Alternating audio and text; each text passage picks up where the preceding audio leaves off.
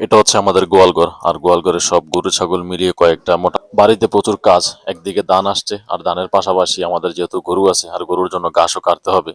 তো ঘাস কাটতে আজকে বেশি দূরে যাব না, আমাদের একদমই নিকটে একটা জমি আছে যেগুলা ঘাস করা হয়েছে বা ঘাস বুনছে আর কি, সেগুলা আজকে কাটবো। তা আমার সাথে আমার মেয়ে আরিশা যাচ্ছে, দেখুন এই পিছে। আসলে যেখানে যাই সেখানে সে পিছিয়ে পিছিয়ে যাবে, তো অবশেষে তাকে সাথে নিয়ে চললাম। তো সে আমার পিছিয়ে পিছিয়ে আসতেছে। তো বেশি দূরে যাব না, আমাদের বাড়ি থেকে একদমই কাছে। দেখা যায় ওই যে জমিটা। যদিও সকাল থেকে রোদ একবার উঠতেছে আবার উঠতেছে না, আকাশ ঝাপসা হয়ে আছে। আসলে একদিকে ধান নিয়ে আমরা দৌড়াদৌড়ি করতেছি। আমাদের সব জমির ধান একসাথে এসেছে, তবে কিছু ধান শুকাইতে দিছি, কিছু ধান সিদ্ধ করছে, আবার কিছু ধান বস্তা করে বাড়িতে রেখেছি। আসলে একদমই ধান নিয়ে খুব ব্যস্ত সবাই আমাদের বাড়ি যারাই আছে। তবে এত ব্যস্ততার মাঝেও আমাদের যেহেতু গরু ছাগল আছে, সেগুলারও খাবারের প্রয়োজন। তো এই ফাঁকে দিয়ে আমি চলে আসলাম এই গাছগুলো কাটার জন্য। তবে কাটতে বেশিক্ষণ সময় লাগে না, কিন্তু এই গাছগুলো আগের থেকে অনেক শক্ত হয়ে গেছে। তবে এবার যেহেতু সার কম দিয়েছি, সেজন্য হয়তো বা গাছগুলো শক্ত হয়ে গেছে এবং এ পর্যন্ত পানি পায়নি।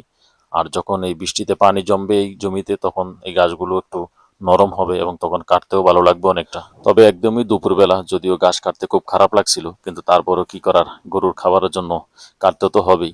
তবে সকাল থেকে রোদের যদিও ঝাপসা থাকে, কিন্তু 10টা বা 10:30টার দিকে রোদ গিয়ে এমন পর্যায়ে উঠছে, মানে প্রচুর তাপমাত্রা। তবে শুধু যে আমরা এই গাছগুলা খাওয়াই শুধু এরকম না, আমরা আমাদের বেড়িবাঁধের বাইরে অনেক গাছ আছে, ওইখান থেকে আমরা গরুর জন্য ঘাস কিনে নিয়ে আসি। আর এইদিকে দেখুন, আমার ছোট্ট মেয়ে আরিশা, সে কি করতেছে, একা একা বসে যে বাইসার শাক বলে গ্রামে, সেগুলো উঠাইছে সে, বাসায় নিয়ে রান্না করে খাবে। আর এই ঘাস ক্ষেতের পাশেই দেখুন ভুট্টা ক্ষেত রয়েছে, ভুট্টাগুলো একদম অনেক বড় বড় হয়ে গেছে, হয়তো বা কয়েকদিন পরে উঠাবে। আর অবশেষে বেশি কাটলাম না, যেহেতু রোদের তাপমাত্রা বেশি এবং বাড়িতে কাজও করতে হবে, যেহেতু ধান উঠাইতে হবে, বস্তা করতে হবে, সেজন্য অল্প কিছু ঘাস নিয়ে বাড়ির দিকে রওনা দেব। তবে এগুলা কাটতে অনেকটা ঝামেলাও মনে হয়। যেমন এগুলা কাটতে গেলে দেখা যাচ্ছে যে অনেক সময় হাত কেটে যায়, এত দাঁড় এই গাছগুলা। যদিও অন্যান্য দিন বেশি করে কেটে নিয়ে যাই, কিন্তু আজকে বেশি কাটি নাই। ওই যে বললাম বাড়িতে ধান আছে, এবং কি আরো সময় একদমই দেখা যাচ্ছে যে অনেকটা হয়ে গেছে। তো ধানও উঠাইতে হবে, ওইদিকে ধান চলে এসেছে। তো সেই ধান উঠানোর জন্য বাড়ি থেকে বলছিল আমাকে ডাক দিয়ে যাওয়ার জন্য। তবে আমিও তাড়াহুড়া করে কেটে বাড়ির দিকে এখন রওনা দিলাম। তবে গাছগুলো বেশ ভারী এবং অনেক বড়।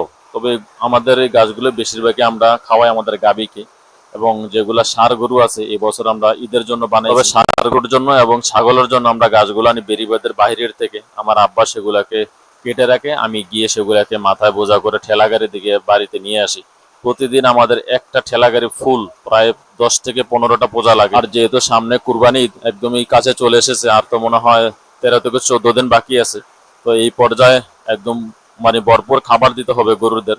আর কাঁচা ঘাস খাওয়ালে গরু একটু তরতাজা থাকে এবং শরীরের গঠনটা ভালো থাকে। তো সেজন্য আসলে আমরা কাঁচা ঘাস সবসময়, শুধু এই বছর না, প্রতি বছরই আমরা সেই বাইরের থেকে আমরা গাছ নিয়ে আসি, যেটা আমাদের বেড়িবাঁধের বাহির। তবে এখন যে গাছগুলো আমরা নিয়ে এসেছি, এই গাছগুলো আমরা গাভীকে খাওয়াবো, গাভীর সাথে তার বাছুর আসে, এই দুইটার জন্য আমি এই গাছগুলো নিয়ে এসেছি। কারণ ষাঁড় গরু এই গাছগুলো খেতে চায় না, এই গাছগুলো অনেকটা শক্ত। কারণ ষাঁড় গরু নরম ঘাস খেতে পছন্দ করে। দেখেন কিভাবে তাকায় আছে, মানে ঘাসের অপেক্ষায়। আর প্রচুর ঘাস খায় আমাদের এই গাভীটা, মাশাল্লাহ। যতক্ষণই গাছ দিই সে সাথে সাথে খেয়ে ফেলে।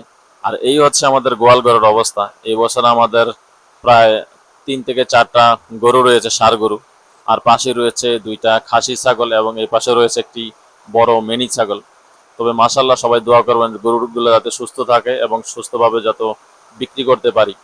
তবে যদিও গত বছর আমাদের গরু বেশি ছিল, 5 থেকে 6টা গরু ছিল,